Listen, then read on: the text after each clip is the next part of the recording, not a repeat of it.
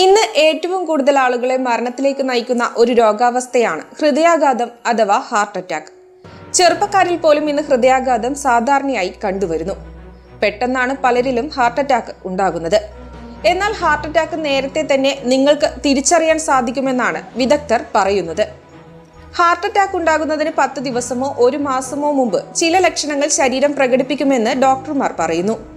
ഈ അപകട സൂചനകളെ തിരിച്ചറിഞ്ഞ് വൈദ്യസഹായം തേടുന്നത് പൂർണ്ണമായ ഒരു രോഗമുക്തിക്ക് സഹായിക്കും.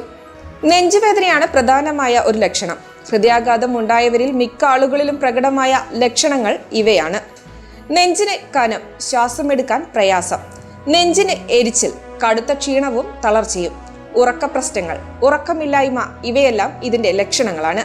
ഇവയ്ക്കെല്ലാം പുറമെ നമ്മുടെ കണ്ണുകളും ചില ലക്ഷണങ്ങൾ പ്രകടമാക്കാറുണ്ട്. അതിലൊന്നാണ് കണ്ണുകളിൽ കാണപ്പെടുന്ന മഞ്ഞ നിറം. ചീത്ത കൊളസ്ട്രോൾ അഥവാ LDL കൊളസ്ട്രോളിന്റെ കൂടിയ അളവാണ് ഈ മഞ്ഞ നിറം സൂചിപ്പിക്കുന്നത്. മറ്റൊന്ന് കണ്ണിനു ചുറ്റുമുള്ള വീക്കമാണ്. ഇത് ഹൃദയ സംബന്ധമായ പ്രശ്നങ്ങളുടെ ലക്ഷണമായ ഫ്ലൂയിഡ് റിറ്റൻഷന്റെ സൂചനയാണ്. കണ്ണിനു ചുറ്റും വീക്കമുണ്ടെന്ന് കണ്ടാൽ വൈകാതെ ഹൃദയ പരിശോധന നടത്തണം. കണ്ണുകൾക്കുണ്ടാകുന്ന വേദനയും ഹൃദയാഘാതത്തിന്റെ സൂചനയാണ്. രക്തക്കൊഴലുകളിലേക്ക് ആവശ്യമായ രക്തപ്രവാഹം ഉണ്ടാകാത്തതുമൂലമാണ് ഇതുണ്ടാകുന്നത്.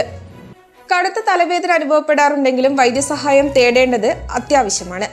കാരണം തലവേദന ഹൃദയ സംബന്ധമായ രോഗങ്ങളുടെ സൂചനയാകാം. ഇത് കാഴ്ച പ്രശ്നങ്ങളിലേക്കും നയിക്കാം.